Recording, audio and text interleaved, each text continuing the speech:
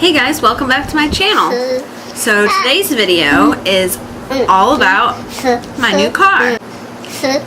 It is a 2018 Mitsubishi Outlander. It can seat 7, but mainly it seats 5. And I'm going to do a car tour. And so that'll be in this video. I was driving a 2012 Chevy Cruze that had about 2 years left on payments before I owned it. I've had that car since Addie was 2. She's 8 now. And so it's almost 6 years old. I got it in August of 2012. And it just doesn't fit my life anymore. I wanted something not huge. I didn't want to go from driving a car to like a boat. And that was the one thing. I didn't want a huge SUV. I wanted something like a mid-size SUV. So the reason we went new, which I honestly wasn't expecting to get a brand new car. Obviously, I'm not gonna argue about it. But I was fine. I was looking at anything between a 2015 and a brand new car. Mine was 2012, so anything really somewhat newer. I obviously wanted an SUV. I wanted something decent on gas. I don't travel too far, but I do drive every day, so I obviously don't want something that's going to suck out gas. I wanted a backup camera. It seems pretty silly, but that was one of my standards. I wanted a backup camera. And if I was going used, I wanted something that didn't have more than 50,000 miles on it, because that's how many miles my car had. I wanted something with brand new tires. So I just put new tires on the car I had in April. I really didn't care about, you know, interior. I wanted enough space between the front seat and the middle row, or the front seat and the back seat, that the kids could get up and, you know, could kind of walk. I wouldn't say like a minivan, but to have room, because in a car, or in my car, Bub was climbing over his own seat to get out, and it was just a mess. So I wanted something that they could comfortably, especially Bub, comfortably get in and out of. So Friday we went looking. We got to the Mitsubishi dealership around 3. We were there for 5 hours. For the first few hours it was kind of up in the air if it really was going to go the way we wanted it to. Now, like I said, I've had my car since 2012. Mileage is great on it. There was damage. There was a decent amount of damage. And I knew that was going to be an issue. You know, and I still owed like $5,600. So, being a 2012 and, you know, it already only being worse, as you know, around that much, then you add the damage to it, it was up in the air, which we were fine with. I mean, it was what it was. If we found out, you know, you're not going to get what you need for this car to pay off your lease, then, you know, we try again next year and I pay another year's worth off on it. It wasn't life or death. It was, let's try this, let's see what happens. And we could have gone and looked at other cars. We looked at the Outlander though, and now I don't work. His dad works. So he was the final say, because he pays the bills. He makes the money. He decided, you know, what price range he was comfortable with payments. He decided if he was putting any money down or not. That was his final. So I told him, I said, at any point in time, if he was not happy with the direction it was going, if he was not happy, you know, money-wise, figure-wise, they were going with, you know, how much it was going to cost, then we just tap out and we, you know, call it a day. We go to a different dealership. You know, at any point in time, he had the ability to be like, nope, I don't want to do this. I don't like what they're going with. You know, this isn't in our budget. So that was his total decision. So we went to one place, looked at one car, and walked away with the car in one day. Granted, it took 5 hours. Luckily, the kids were really good and really well behaved for the most part. So this is my third car. My first car I got when I was 18 was a 2007 Chevy Cobalt. It was brand new. I got my license when I turned 18, and I would say within like 2 weeks of getting my license, I got a car. It was the most basic car. Manual windows, manual locks, 2-door. But it was my first car, and that poor thing went through a lot. So, like I said, I got it in the end of 2007. And in 2010, Addie was born. So, for the first 2 years of her life, she rode around in that car. That poor kid, like, have you ever tried putting an infant seat, which is rear facing, into a 2-door car? Yeah, that's a struggle. So it was definitely hard. It was just me and Addie, you know. I made it work, but it was difficult. Right after she turned 2 is when I got my Chevy Cruze. It was a nice bump up. So like I said, the Chevy Cobalt had nothing. It was, you know, it had a CD player, but it didn't have satellite radio, and it was just a basic car. It was brand new, but at that time in 2007, that was like a manual windows, manual locks. Obviously the higher end cars probably had automatic, but for a basic car that was brand new, that's what it came with. Now, going from the Chevy Cobalt to the Cruze was a very big upgrade for me. Automatic locks, automatic windows, a bigger back seat, but still, you know, still a basic car. But I was going from 2-door to 4-door, which that was the biggest thing, and the biggest amazement was not having to fold down my seat every time Addie got in and out of the car, not bang my head or get smacked with the seat. You know how many times I would smack myself in the face folding down or folding back up my seat? It was a pain. So just that alone. I have just what I need. You know, I got the backup camera I wanted. Apparently, new cars don't even come with CD players anymore, which amazed me. And I was looking in the owner's manual, and it's kind of scary to see the things that you can get on like an upgraded car. Pretty much it drives for you. And it worries me that people don't actually have to learn how to drive anymore. You know, there's lane change assist, there's 360-degree cameras, so you basically don't need to know how to drive. There's parallel parking assist, there's automatic brakes that if you get too close to a car and the car senses you not stopping, it brakes for you.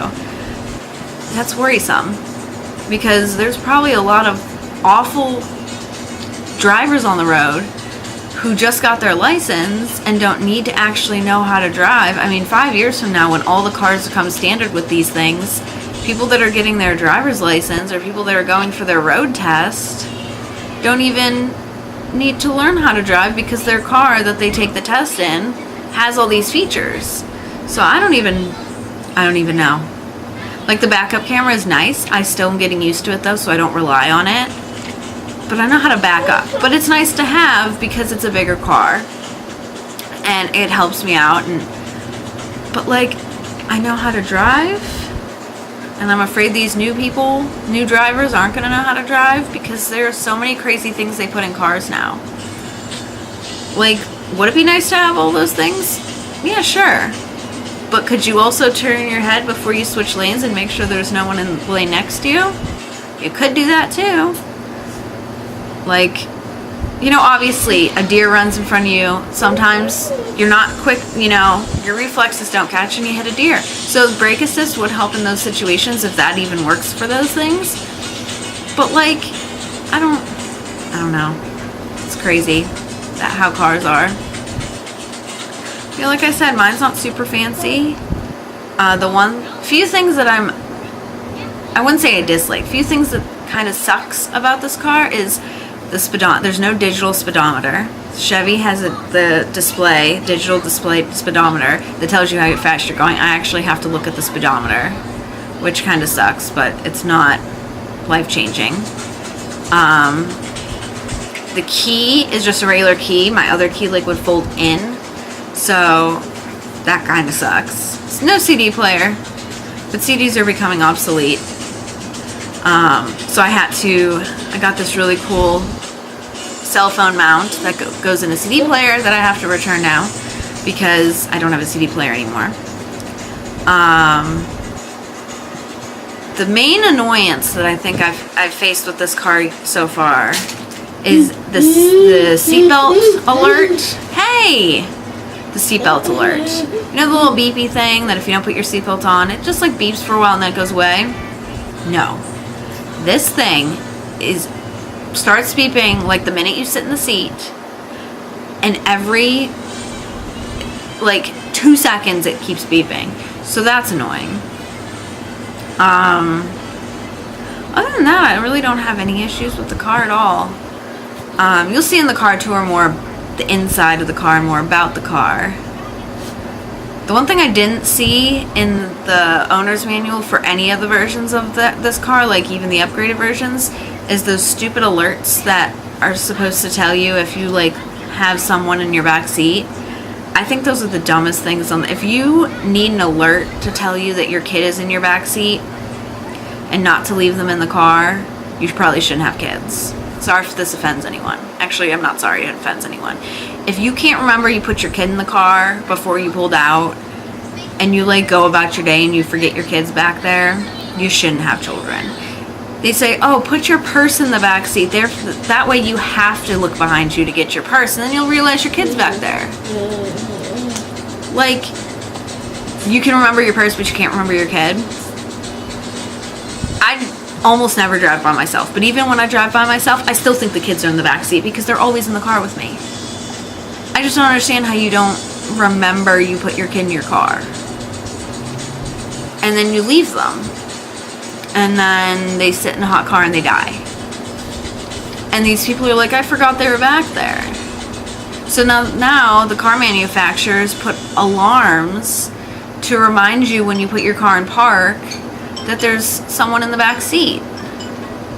Like, you shouldn't need an alarm. You should just not forget your kid in the car.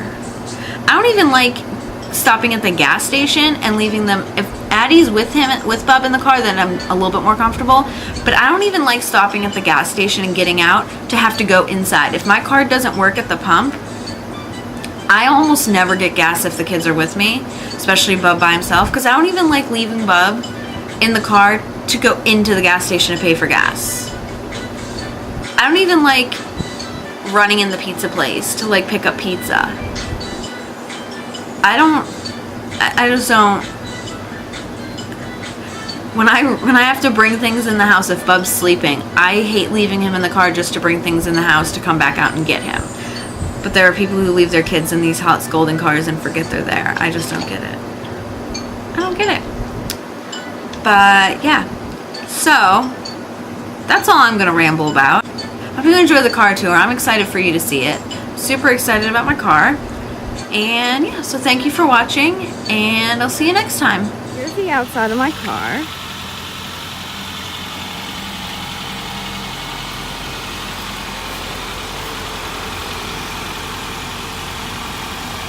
It's really nice. We got some nice like LED lights. Real rims, not real covers.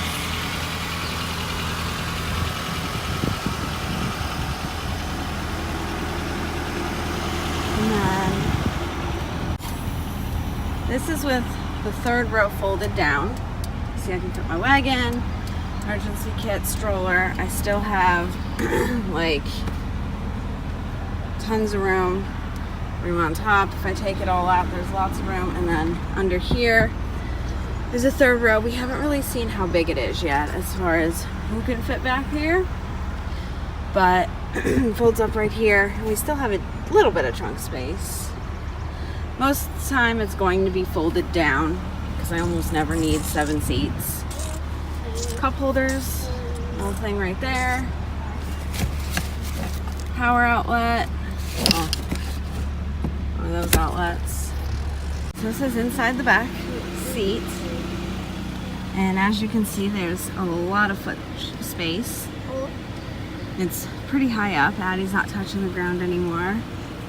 Bub can walk freely. He doesn't have to climb on the seat to get into his own seat. This threw me off at first, the seat belt for the middle that goes down. And then there's like this little baby seat belt that like stores right there. One thing I hate about his seat that it seems like no car can accomplish unless I had like a minivan is it's the way it works and the width of it, you only can fit like a booster, like Addie's in, on one side. So that side has a booster, but that's how it was in my other car. Like I said, nice seats. And then these seats fold forward also, so you can fold these down if you want a lot more trunk space. Got the DVD player set up. There's tinted windows, and actually while I'm standing here I have to set up the child lock because she almost smashed my door into somebody else's. So there's child safety locks. Okay, I'm gonna shut the door and you're gonna try and open it from the inside. Okay. No? Alright, mission accomplished. She almost smashed my door yesterday. Somebody pulled in next to us and she tried opening at the same time. Yeah, now you can't open your own door now and almost smash it. So this is the interior. Bluetooth hooks up to my phone. Dual air conditioning controls. So I can turn up and down the temp. Set it to auto and it'll do both. They can, passenger can control theirs. Okay, we got this.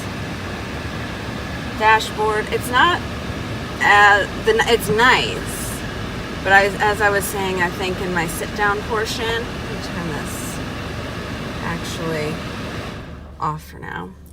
As I was saying in my sit-down portion, this digital thing does not tell speed, so that's hard because I have to do speed by like looking at it, but that's, I mean, no big deal.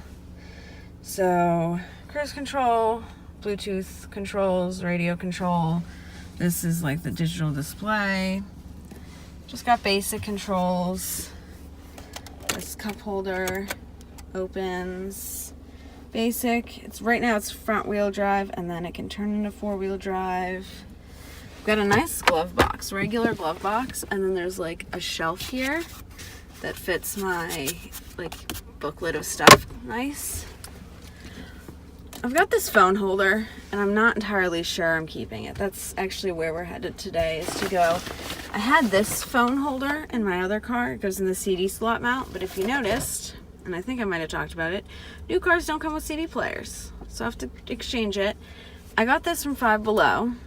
I'm not in love with it. It's nice, it holds my phone, but if I have like a GPS thing I have to pay attention to, or something, it's too far from the steering wheel to look. I want something, I think I'm gonna get something to suction cup mount right here that could suction cup mount to the window, but I know it's like illegal to do that.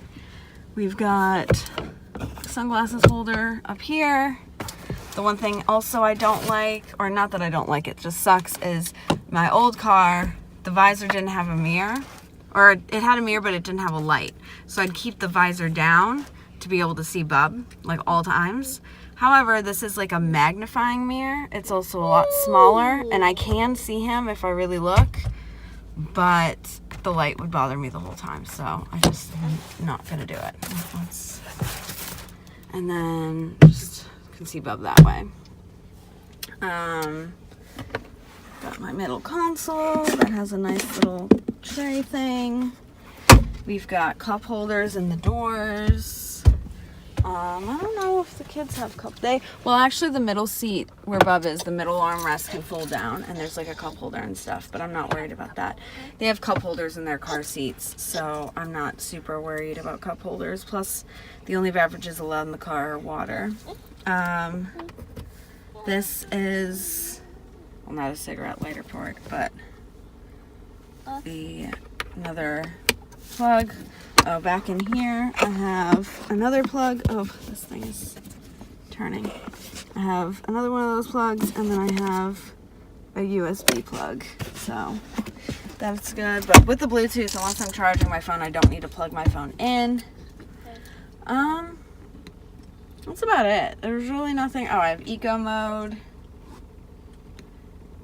And it's nice. It's all touchscreen controls. I don't have GPS, but again, I have a phone. I don't need GPS. Radio, media, phone. So if I click phone, I can go to my contacts and scroll and call somebody straight from there. I'll turn the air back on in a second.